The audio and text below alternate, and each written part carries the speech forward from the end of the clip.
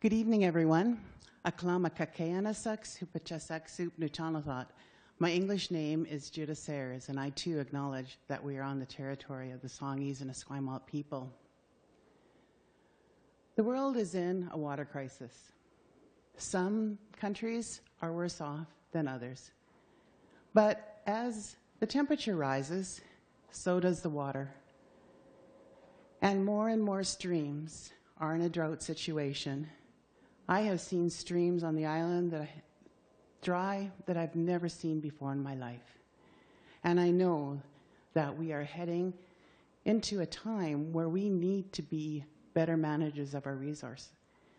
We need to know how we're going to conserve so that we will have enough water. Every living thing needs water. We were born into water. Water is critical to our life. And therefore, we need to be good managers. And we need to resolve who owns the water. For First Nations people, water is the center of everything we do. It's our spirituality. It's for healing. It's for every aspect of our life. And women have been honored to be the keepers of the water. We're the ones that do the ceremonies with the water. And I think women can be fierce warriors when it comes to defending the right to the water and managing the water. To date, no one has really decided on Aboriginal title to water. BC government says, we own the Water Water Act, the Water Sustainability Act, we own the water. How did they come to own the water?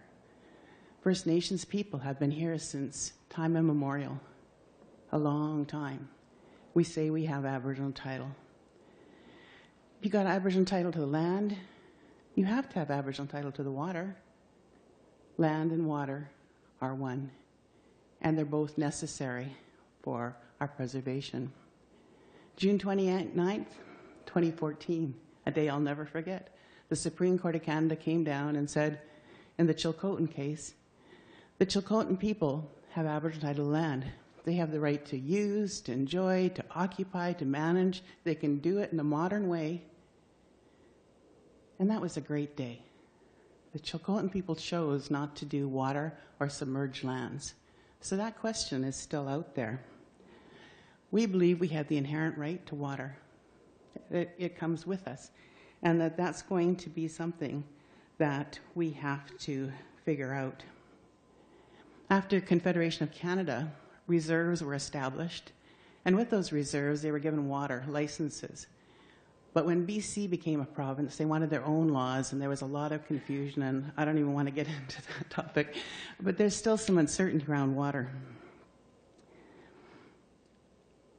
The Cheslata people up around Burns Lake don't have a water license.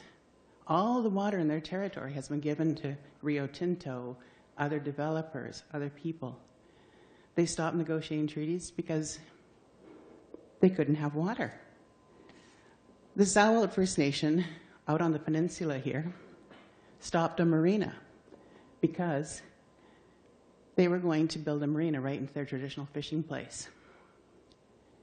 Recently, the Fort Nelson First Nation won an appeal in the Environmental Assessment Board where they took away the license from Nexon for fracking. There wasn't enough scientific evidence.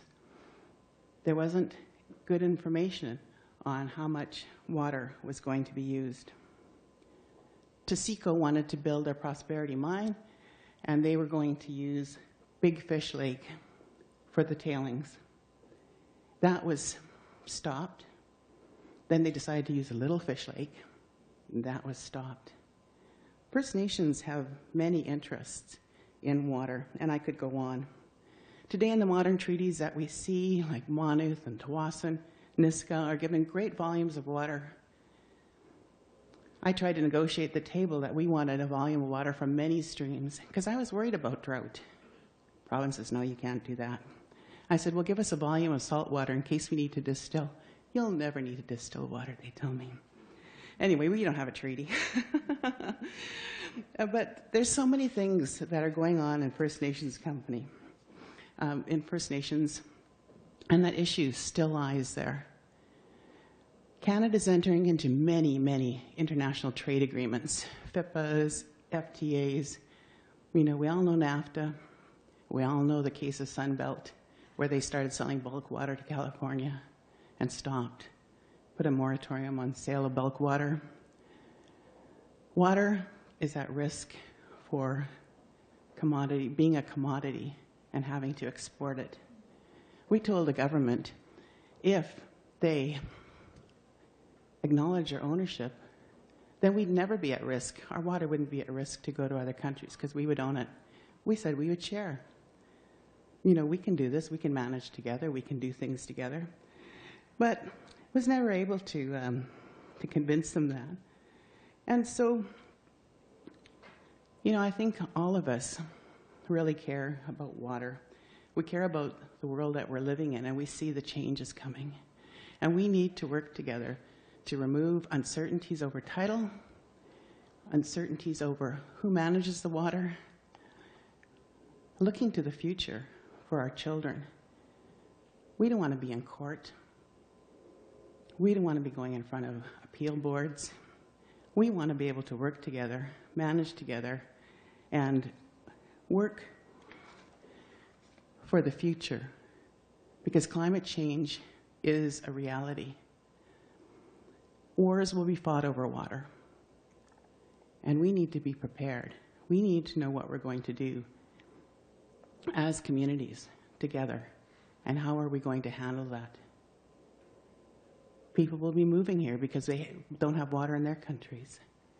There are a lot of big issues ahead of us, and I appreciate the opportunity to talk to you about some of the concerns in various First Nations in BC without treaties are facing, and that there's still that uncertainty, just as there is uncertainty over fee simple land because there's Aboriginal title on it, the same goes for water.